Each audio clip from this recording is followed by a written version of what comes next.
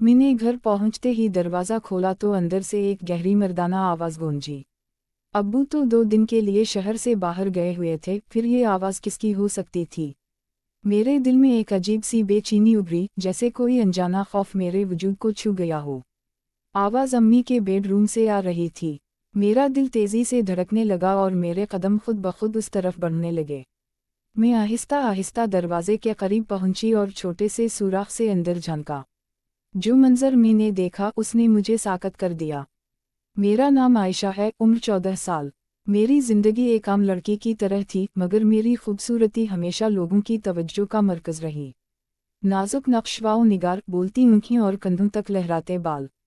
लोग अक्सर तारीफ करते ना थकते, मगर उस दिन जब मैं घर में दाखिल हुई, मेरे सारे ख्यालात बिखर गए।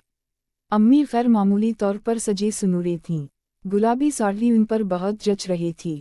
मैंने हिचकिचाते हुए पूछा, अम्मी क्या आज जमशेद चचा आ रहे हैं?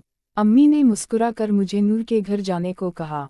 उनके लहजे में नरमी थी, मगर मुझे कुछ अजीब सा महसूस हुआ, जैसे वो चाहती हूँ कि मैं घर से कुछ देर के लिए दूर रहूँ।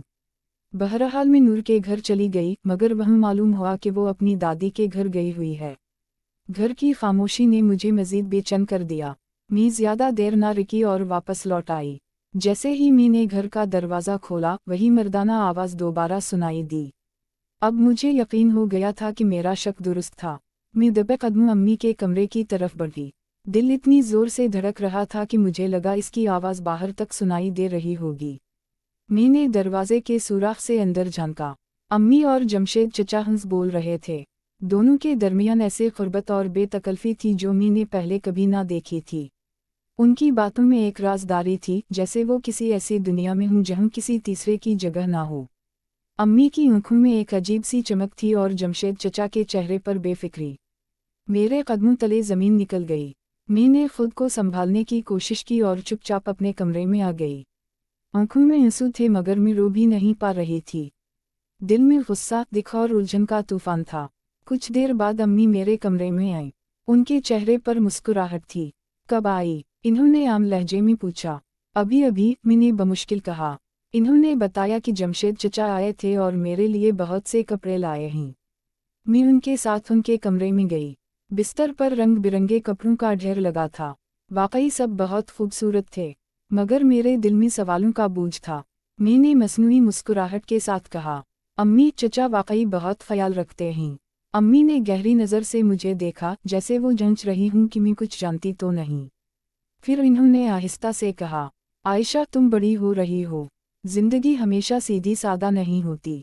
उनके अल्फाज मेरे दिल में गूंजने लगे। उस रात में बिस्तर पर लेटी बहुत देर तक सोचती रही। क्या अब्बू को सब मालूम है? क्या अम्मी खुश नहीं हैं? क्या हर रिश्ता इतना कमज़ोर होता है कि खामोशी में बदल जाए? सुबह अब्बू वापस आए। सब कुछ मामूल के मुताबिक था। अम्मी ने नाश्ते की मेज़ सजाई, अब्बू अखबार पढ़ते रहे। मगर मुझे फ़िज़ा में एक उनकही सरपेहर महसूस हो रही थी, जैसे सब कुछ ठीक होते हुए भी कुछ ठीक ना हो। मैंने फैसला किया कि अभी खामोश रहूंगी। शायद वक्त के साथ हकीकत खुद सामने आ जाए। मगर मेरे दिल में एक बोझ था जो हल्का नहीं हो रहा था। अगले चंद दिन मेरे लिए बहुत भारी गुजरे। मैं हर चीज़ को एक नई नज़र से देखने लगी थी। अम्मी पहले की तरह घर के कामों में मसरूफ़ रहती, अब्बू अपने दफ्तरी मामलात में। बाहर से सब कुछ नॉर्मल लगता था, मगर मेरे अंदर सवालों का एक समंदर उमड़ रहा था। जमशेद चचा दोबारा घर नहीं आए, लेकिन उनके लाए हुए कपड़े मेरी अलमारी में रखे चमक रहे थे। जब भी मैं इन्हें देखती, मेरे दिल में एक अजीब सा एहसास जाग उठता। क्या ये सिर्फ एक चचा की शफ़क़त थी, या इसके पीछे कोई और कहानी छपी थी? एक दिन अब्बू दोबारा काम के सिलसिले में शहर से बाहर गए। मैंने सोचा कि अब वक्त आ गया है कि मैं अम्मी से खुलकर बात करूं। मैं आहिस्ता से उनके कमरे में गई। वो खिड़की के पास बैठी बाहर देख रही थीं, जैसे किसी गहरी सोच में डूबी हूँ। अम्मी, मुझे आपसे एक बात करनी है, मैंने धीरे से कहा। इन्होंने चौंक कर मेरी तरफ देखा, मगर फौरन खुद को संभाल लिया। हम बेटा, कहो क्या बात है? मैंने हिम्मत जुमा की। दिल जोर जोर से धड़क रहा था। अम्मी, उस दिन मैं जल्दी वापस आ गई थी। मैंने आपको और जमशेद चचा को देखा था। कमरे में अचानक खामोशी छा गई। अम्मी के चेहरे का रंग बदल गया। वो चंद लम्हे कुछ बोल ना सकीं। फिर इन्होंने गहरी सांस ली और मेरे पास आकर बैठ गईं। आयशा, जिंदगी इतनी सादा नहीं होती जितनी तुम समझती हो, इन्होंने आहिस्ता से कहा। तुम्हारे अब्बू एक अच्छे इंसान हैं, मगर हमारे दरमियान बरसों से एक खला था। हम दोनों ने कोशिश की, मगर कुछ फासले रह गए। मैंने धीमी आवाज में पूछा, क्या अब्बू को इस बात का इल्म है? अम्मी ने नजरें झुका लीं। कुछ हद तक, मगर हमने कभी खुलकर इस पर बात नहीं की।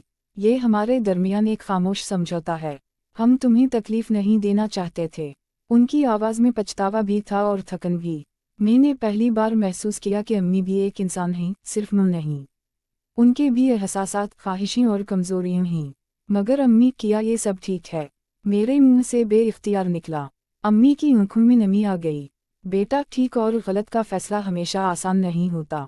कभी कभी इंसान बस सुकून ढूंढता है। हमने कभी तुम्हें या इस घर को नुकसान पहुंचाने का नहीं सोचा। मैं खामोश हो गई। मेरे दिल में अब्बू का ख्याल आया। उनकी खामोशी, उनकी आंखों का वो खालीपन जो मैंने उस दिन देखा था। क्या वो वाकई सब जानते हैं, या वो भी अपनी किसी खामोश जंग में मुब्तला हैं? उस रात मैंने अब्बू को गौर से देखा। वो टेलीविज़न के सामने बैठे थे, मगर नजरें कहीं और थीं। मैं उनके पास जाकर बैठ गई। अब्बू, आप थक गए हैं? मैंने पूछा। इन्होंने मुस्कुरा कर मेरे सर पर हाथ फेरा। नहीं बेटा, बस काम कुछ ज्यादा है। तुम फिक्र ना करो। उनकी मुस्कुराहट में शफकत थी, मगर एक उदासी भी छुपी थी। मैंने महसूस किया कि शायद वो भी सब कुछ जानते हैं, मगर खामोशी को ही बेहतर समझते हैं। दिन गुजरते गए। मैंने अपने अंदर एक तब्दीली महसूस की। पहले मैं हर चीज़ को सादा और वाज़ेह समझती थी। अब मुझे अंदाज़ा हुआ कि बड़े लोगों की दुनिया पेचीदा होती है। हर रिश्ता बाहर से जितना मजबूत नज़र आता है, अंदर से इतना ही नाजुक भी हो सकता है। एक शाम अम्मी मेरे पास आए और कहने लगी, आयशा, तुम हम दोनों की ताकत हो। हम चाहते हैं कि तुम हमेशा खुश रहो। हमारी ज़िंदगी के फैसले हमारे हैं, मगर तुम्हारी खुशी हमारे लिए सबसे अहम है। मैंने उनका हाथ थाम लिया। अम्मी, मैं आप दोनों से मोहब्बत करती हूँ।